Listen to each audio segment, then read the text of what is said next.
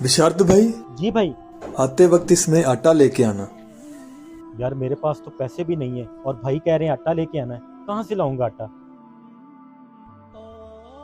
रुकिए, मुझे पता है विशार्द भाई आपके पास पैसे नहीं हैं। आते वक्त इसमें मिट्टी लेके आना। ठीक है भाई। मेरे पास तो पैसे भी नहीं है और घर में आटा भी नहीं है, और भाई ने कहा है कि इसमें मिट्टी लेके आना है। पता नहीं भाई इस मिट्टी का क्या करेंगे। चलो लेके चलते हैं।